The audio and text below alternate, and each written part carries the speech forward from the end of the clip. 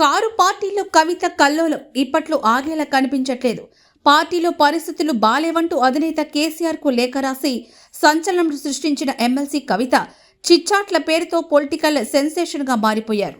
రోజురోజుకి డోస్ పెంచుతూ తెలంగాణ ప్రజలకు పక్కా పొలిటికల్ థ్రిల్లర్ చూపిస్తున్నారు. లిక్కర్ కేసులో తనను అరెస్ట్ చేసిన కమలం పార్టీపై మరోమారు కన్నెర చేశారు. బీజేపీలో బీఆర్ఎస్ విలీనానికి కుట్ర అంటూ నెక్స్ట్ లెవెల్ కామెంట్స్ చేయడం ఇప్పుడు రాజకీయ చర్చ రచ్చలేపుతోంది.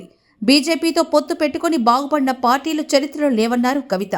బీఆర్ఎస్ను బీజేపీలో విలీనం చేస్తామంటే అసలు ఒప్పుకోనని ప్రసక్తి లేదని అంటున్నారు ఆమె. బీజేపీ వైపు బీఆర్ఎస్ అసలు చూడొద్దని అంటున్నారు.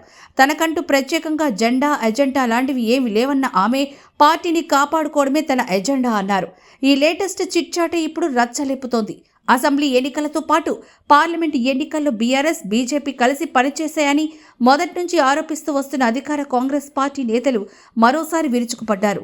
గులాబీ కమలం రెండు ఒకటేనని, ఆ రెండు పార్టీలు ఢిల్లీలో ఫ్రెండ్స్ అన్న విషయం కవిత కామెంట్స్తో మరోసారి క్లారిటీ వచ్చిందని అన్నారు మంత్రి పొంగులేటి శ్రీనివాసరెడ్డి. ఆడించేవారు వీరే, ఆడేవారు వారే అంటూ ఆయన కూడా చిట్చాట్లోనే రియాక్ట్ అయ్యారు. అటు కవిత ఇటు కాంగ్రెస్ నేతల కామెంట్స్పై కారాలు మిరియాలు నోరుతున్నారు కాషాయం పార్టీ నేతలు.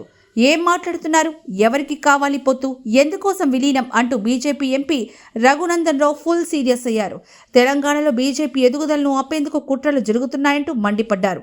బీజేపీలో బీఆర్ఎస్ విలీనానికి సంబంధించి ఎలాంటి చర్చలు జరగలేదు, అసలు బీఆర్ఎస్లో తమకు అవసరమే లేదంటూ పేర్కొన్నారు.